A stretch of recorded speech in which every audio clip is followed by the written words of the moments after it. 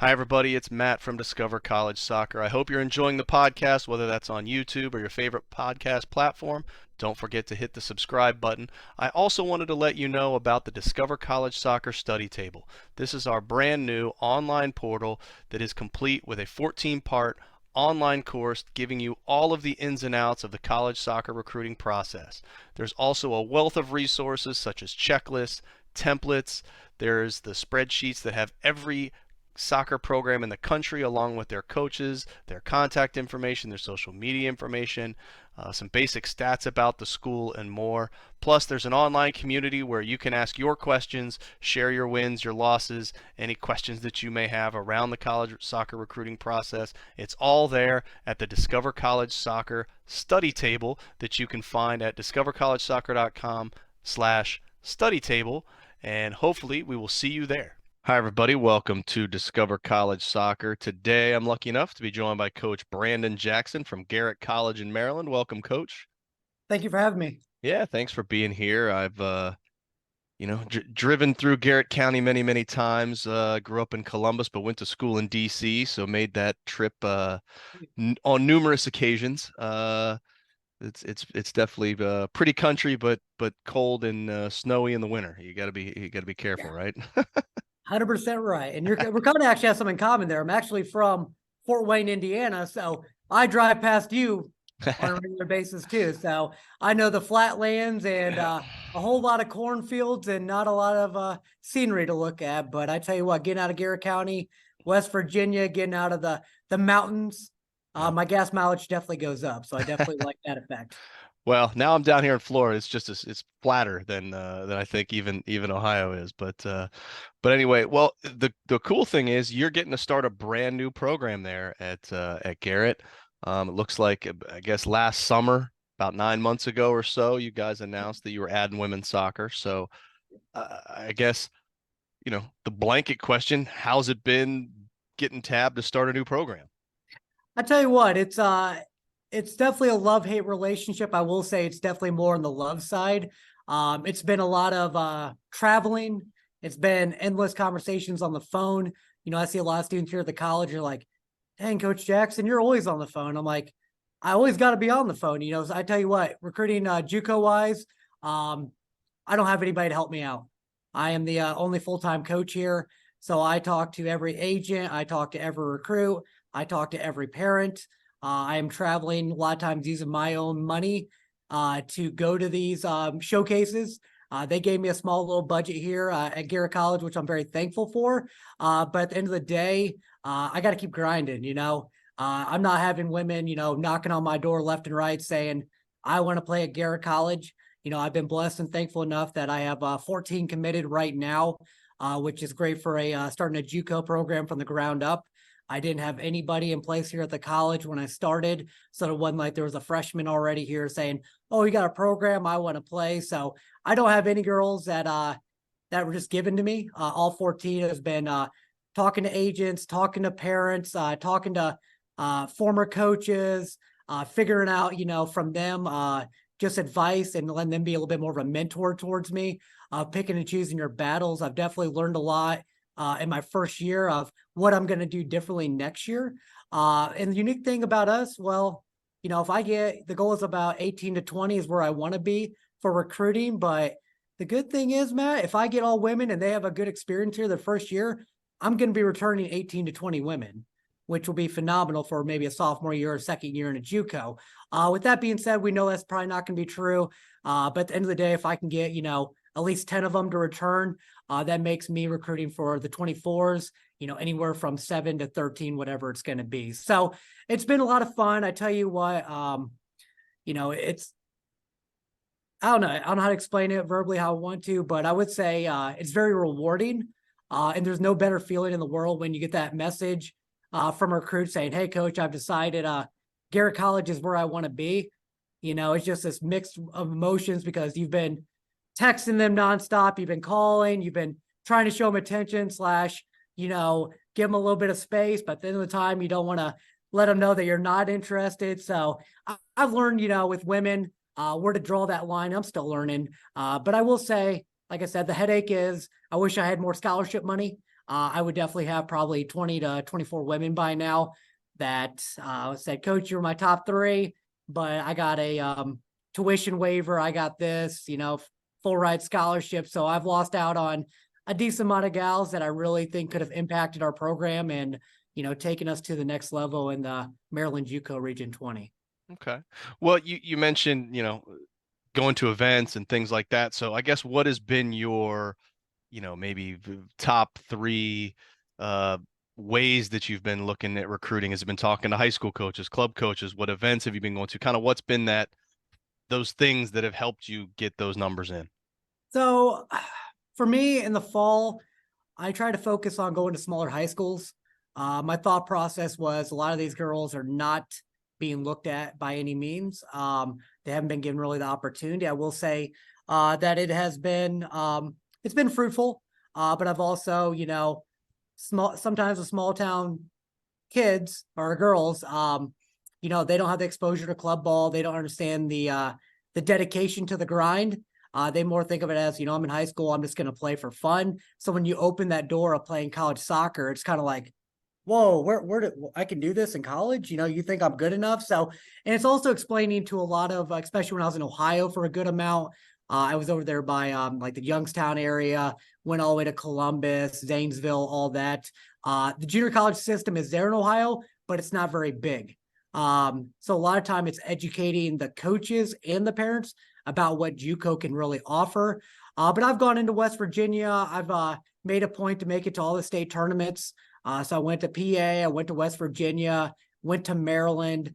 Club coaches and high school coaches, I will be very straightforward with you. A lot of high school coaches are sometimes volunteers or sometimes just staff members. So trying to get them on the same page as you of that you're really interested in one of their players sometimes takes a lot of, hello, coach, following up, because at the end of the day, they're a full-time teacher. They have a job. So them, I'm not saying they don't want to give that girl the opportunity, but they don't understand the opportunity that is in front of them. Whereas club coaches, they get it. I've had both worlds when it comes to club coaches. I've had the club coaches that, my girls are D2, D1 players. They're no JUCO player. And I kind of ask, how'd you come to that conclusion? And it's either the academic side or they played high-end club level and they're above JUCO. But then I've also met some great coaches. One of the ones recently was Kelly Hughes. He runs West Virginia Football Academy.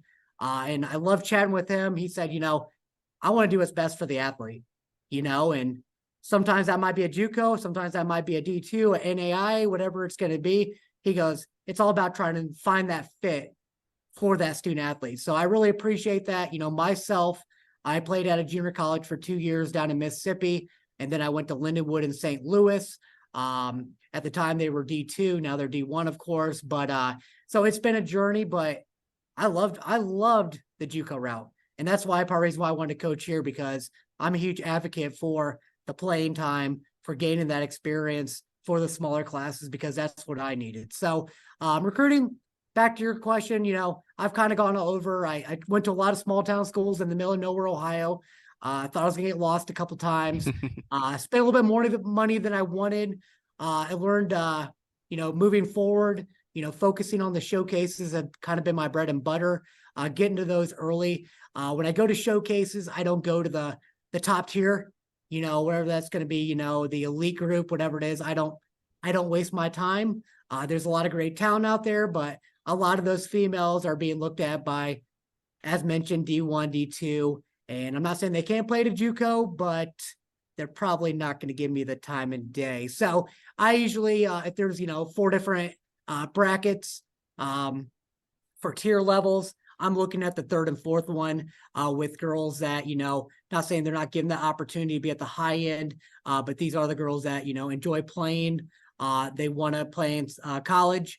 Maybe they haven't had as many offers compared to the other ones. So you're kind of, I guess you'd say, in the running for maybe getting them to commit for you. So that's kind of what I've been recruiting wise. Next year I see everyone going to these ECNL tournaments all over the place in Florida.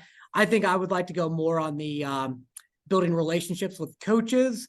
more than the recruiting side. I definitely would recruit down there, but I've learned in the, soccer realm, it's good to have a relationship and connections when it comes to coaches, because you never know who's going to reach out to you saying, hey, I got this female. I think she'd be a good fit for you. She applied here, but I don't have any roster space. So that's a good thing about junior college. You also sometimes get the girls that don't have the academics where they need to be as well. So No, absolutely. And I think that's one of the things that folks maybe don't get it, that if you don't have the academics, that junior college is a fantastic route, because it allows you the opportunity to get where you need to be from an academic standpoint to transfer to a four-year university, while also getting the chance to play and develop and do that as well. And it really, and all while not spending, an egregious amount of money to do it. right. So yeah, I'm right there with you.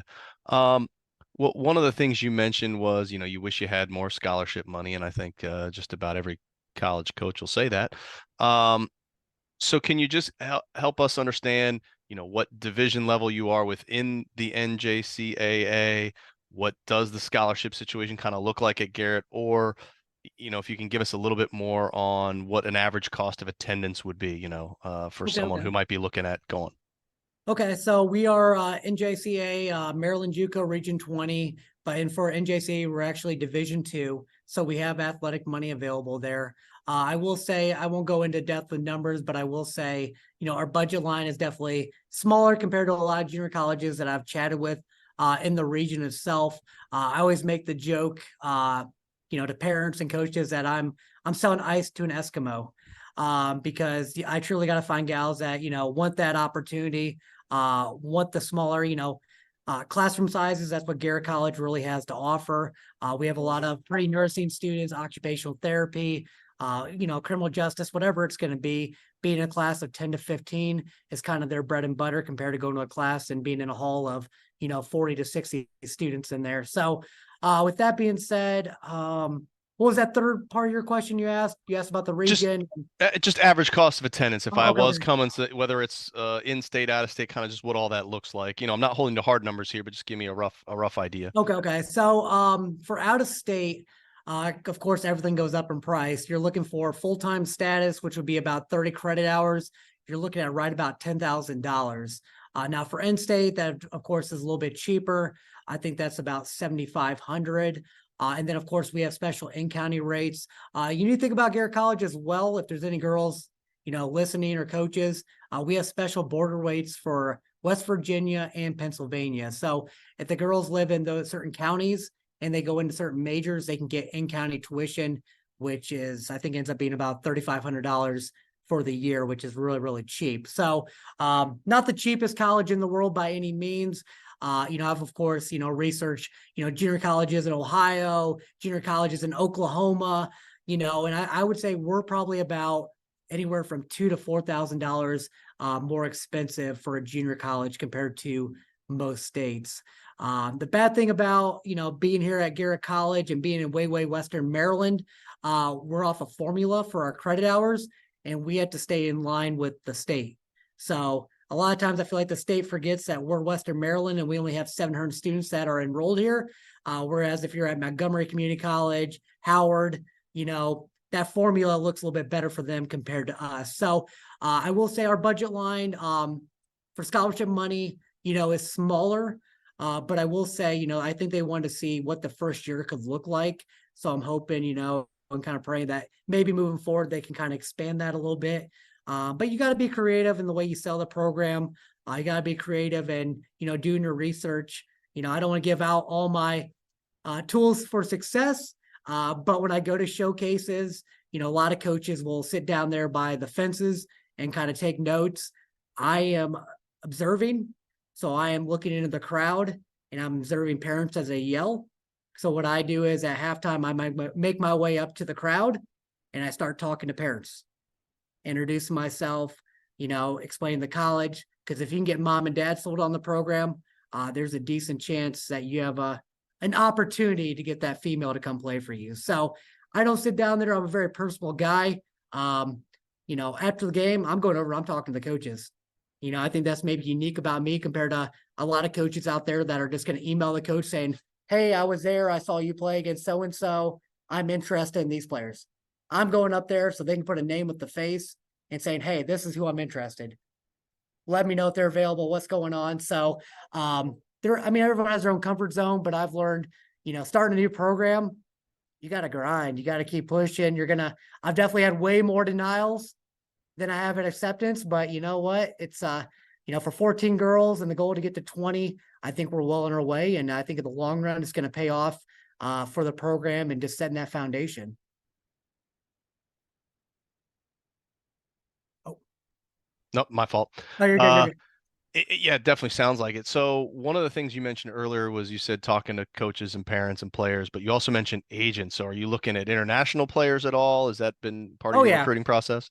Oh, yeah. I think international females will start playing a bigger role at Garrett College moving forward. I've already got 3 international women committed, and I got another 3 or 4 that are pending right now. I've talked to agents all over Netherlands, Spain, Colombia, Brazil, England. So, a lot of things is they're eager to get, gals over here. They want that opportunity. It's just trying to figure out if I can, of course, give them any kind of money and get in that budget range. So the cool thing is, Matt, about the international women, I'm not saying this is not the same for American women, but every international female that I have talked to, it's just like when you chat with them, their energy is out of this world. You could tell the passion, like, I want to come to America. I want that opportunity. I want to do whatever I can to fulfill my dreams. Mhm. I'm not saying that's not what American women want, but I think they grow up in the system where they go, okay, club, high school, college. For them, I think it's more of they take it for granted, whereas international women, this is like a privilege thing of, if they can get in that range of mom and dad can hopefully support them and get them across seas and start that next journey. So yeah, international agents have been great to talk to. It's a social media world that we live in, Matt. And everyone's like, how do you feel about social media? And I go, it's a love-hate. It's opened up a lot of doors that were never open before. But with that being said, the hate part comes in. Those doors are open to hundreds of college coaches in America. So now the process for a female to commit to you has become that much more stressful for them deciding as they are getting messages left and right from schools that are interested in them. I'm sure even on the agent side, it's stressful on their end because they're trying to get this female placed, but they're trying to figure out what the best fit for her is and trying to figure out the total financials as well. Yeah, no, that makes perfect sense. Well, let's talk a little bit more about the school. Obviously, folks maybe listening may not be familiar with the school. So I know you've just been there, less than a year, but what have you learned about the school that you really liked, really enjoy? What can you tell us about the school? Maybe we're not going to find out just by going through the website. Okay. So actually, Matt, a unique thing about me is come June, I've actually been working here for 6 years. Oh, okay. Sorry. So Didn't know no, that. you're okay. You're okay. You're okay. So when I was hired in the interview process, they talked about the women's soccer program starting, and they said, "Hey, would you be the activity coordinator for a year, and then that second year we'll get the women's program going?" I said, "Yeah, I can do that. I love the student engagement side. I can do programs. I'm detailed." So then year 2 came, and they said, "Ooh, it's not going to happen. We're going to do definitely year 3." So I'm like, okay, all right, here we go. I'm going to go with it, keep my job. I like the school I work for. So then year 3 came and wonderful COVID came around. So then it's like, well, we're not going to start any new programs right about now because enrollment's tanking. We don't know if we're going to be 100% online or in person. So wait. And then, of course, finally, as you saw it, they finally made the approval last summer. Actually, it was later. I think it was August or something like that, where they approved the program. So here we are. And next year will be the first year, of course. So I just want to give you the background. But with that being said, we only have about 700 students. And I tell all the girls I recruit and any student, when you come on campus, you're not seeing 700 students. You're maybe seeing like 115, 130 that come here on a regular basis. We have 2 res halls on campus. So us and Allegheny Community College are actually the only 2 junior colleges in the state of Maryland that offer on-campus housing. So we definitely have that as a strength. But sometimes it's a weakness because when the students look at that total number of cost with the room and board, all of a sudden we look like we're way more expensive than other schools. but I always have to remind them, you're on campus, everything's paid for, you got the room, you got the board. So if you live off campus somewhere, you got that cost, utilities, food, travel. So anyways, I like here, Matt, because, I was always a small school kind of guy. Relationships are very important to me. I like to walk through campus. I like to know all the students. I like to know the faculty. I like to know the staff. That's just kind of who I am. I don't like to be a number kind of guy. I like to know, body language, catching on to that. So when I'm talking to a student and they're always smiling and they're not smiling, I can be like, hey, what's going on? Because I notice those little things. So every girl I recruit, for me, coaching is important. I get that's my full-time job. But at the end of the day, building those meaningful relationships is what I love the most. And I think at Garrett College, I don't want to use the term family because a lot of people say we're a family. But I don't know about you, Matt. I know a lot of dysfunctional families out there. So I say, we are a small school. We're in this together. We have the underdog mentality that a lot of people don't put us up there because we are the smallest JUCO in the state of Maryland. We're Western Maryland. People forget about us over here. Sometimes they think we're part of West Virginia, PA, whatever you want to say. But we're close knit. It's, like any other small school, we all wear a lot of hats as duties assigned when you get your job description. So I'm helping out with all the sporting events. I know all the basketball players, softball, volleyball, baseball. It's crazy when you get to see them here for 2 years and you build that relationship when they graduate. It's like, dang, I wish I would have got 4 years with you. That's my only withdrawal is that I wish I had longer time with some of these student athletes. Now, I will be honest, some of the student athletes, I'm like, see you later. Good luck at your next school, and it's kind of blessing in disguise. But, we're in a beautiful area. You've drove through it. We're a tourist heavy area. If people don't know that, we have the biggest man-made lake in the state of Maryland. We also have a ski resort that is literally like a 2-minute drive from campus. We also have, 6-7 state parks within a 30-mile drive from here as well. So if you are an athlete, you love nature, you love doing outdoor activities, kayaking, whitewater rafting, if you have a dog or anything, or your parents like coming to visit, this is a perfect area for you.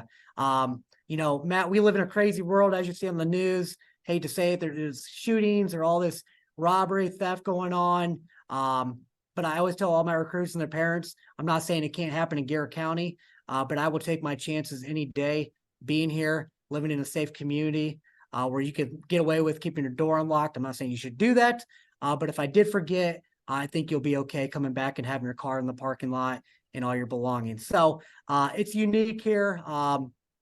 It's a friendly area. I've met a lot of people locally. Hate to say you go to Walmart, you're probably going to walk into the store and probably know 8 to 9 people right away, which is sometimes a good thing and a bad thing when you're trying to get in and out. So it's a good school, great coaches. But yeah, that's kind of what Garrett College is all about. Okay. Well, let's talk a little bit about the soccer side of things. I know you mentioned before. Right now, you're the only full-time staff. Will the team have any other staff during the season? Yeah, so there's a guy locally, Nate Hensler. He's going to be my assistant coach. Of course, he's going to be a small stipend positioned. That's all I got is, it's that one assistant coach. He is my walking encyclopedia of drills. We offset each other very well. I'm clearly the talkative guy here. I'm the selling guy. I'm the energetic guy, the passionate guy. He's a little bit more quiet, reserved. But man, that man's mind is always moving 100 miles an hour. We both coach our Western Maryland Travel Club team, which is a Forest football club. And that is U19s all the way down to 17s. Sometimes we have practice and he'll explain the drill to the girls and they'll all be like, huh? And I'm like, Nate, simplify it. Simplify. They're like, oh, okay. So we all set each other well. The cool thing about here, which I put myself into consideration, is hopefully for fall of 24, a men's program will be coming. And the goal is to be able to coach men and women. So that's what we're kind of hoping to tag team moving forward. And yes, I just have Nate, and that's pretty much, I'm not one of those coaches. I don't like a lot of people in the hands in the pot. The more hands you got in there, the players get different directions, misunderstandings, can sometimes turn into drama. So I don't like having a big staff. I know I'll regret that later on. It'd be nice when it comes to recruiting to have other people out there, but with recruiting, I just feel like it's so much more meaningful for the ladies to actually meet the head coach to show the importance of that eye contact, the body language, letting them know like, hey, I want you here. I'm not saying assistant coach can't do that, but it's a little bit more powerful coming from the head coach showing that player like, hey, I've been watching you play. I've been to a couple games. I want you here. So yeah. Okay. Well, in terms of playing in the fall, let's just assume we fast forward, it's fall. How are you gonna describe your style of coaching? What's it gonna be like being a player on your team, and what's that gonna look like? So every girl I recruit, I make sure they know up front kind of who I am as a person, type of coach, as you mentioned, style. I'm more of a lover than I am a screamer. I've seen a lot of coaches, and nothing against coaches that watch this. If you're a screamer and that's your style, you go for it, my friend. If that works for you, congratulations. Um, the way I look at it is when you scream at girls, it's just kind of like demoralizing. For me, I've never had a good turnout from it.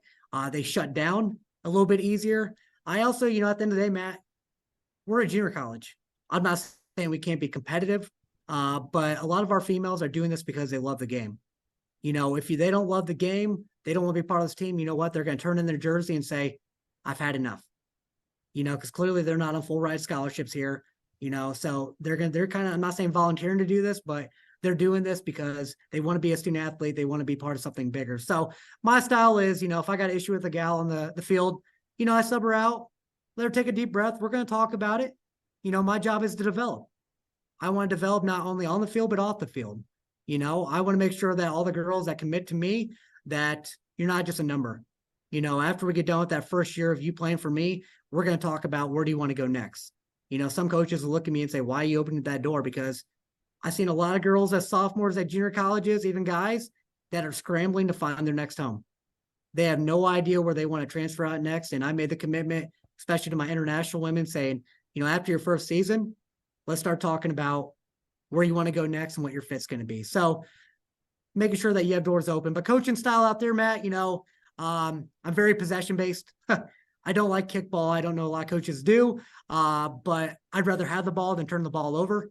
I don't really counter press. We'll do that maybe a little bit more in the second half. I like to switch it up. I've seen coaches that come out there and they do the same formation throughout the entire game. I adjust to our opponent. I make sure that I'm reviewing game tape, looking at stats, all that good kind of stuff. All the women get notes day of the game before we start travel, if not for a home match, so they know the key players. We also do film review. Favorite formations for me, I love a 4-2-3-1 and a 4-1-4-1 are usually the top ones I like. Depending on the personnel, I could do a 4-3-3 as well. But those are kind of what I like. I like the backs to be able to flank. If we're doing 4 in the back, I like, one of my center backs to be able to play that long ball. I like the other one to be able to drop back and be able to make that short pass. I'd love to have a goalkeeper. With that being said, sometimes at the junior college, you never know what you're going to get, but a goalkeeper that can play with both feet and be able to switch the field. So yeah, that's kind of what we're at playing wise. I wish I could tell you I have a better idea what we're looking at right now. With the 4 or 5 pending girls I have, that could definitely change the dynamic for what we're going to roll with next year. But like I said, Matt, we might start out with the 4-1-4-1, and then at halftime we might adjust it and go to something else, pending what's going on and what the game's looking like. So that's kind of who I am formation wise. Even as a coach wise, I love the game.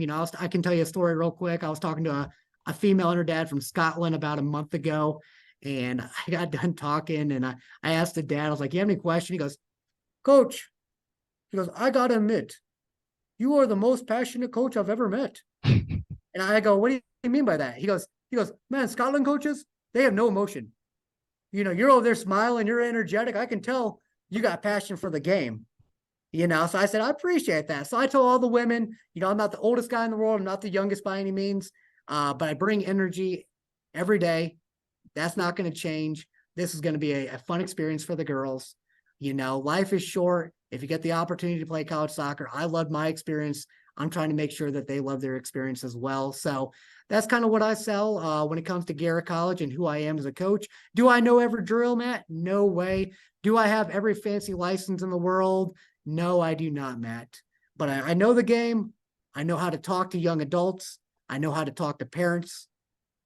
So I feel like I'm a ahead of the game compared to some coaches out there, and I'm behind the game compared to some coaches as well. So I'm always learning. I've already been talking to previous coaches and coaches in the area for mentorship because I'm learning, man. I tell you what, I've already learned so much after this full year, and it's not even been a full year. I'm still recruiting for the fall, so it's a lifelong journey. If I can find coaches that kind of meet the style that I want, then I'm all on board of going up to them, getting out of my comfort zone and being like, hey, I love your program. I love the way you handle your guys, whatever it's going to be.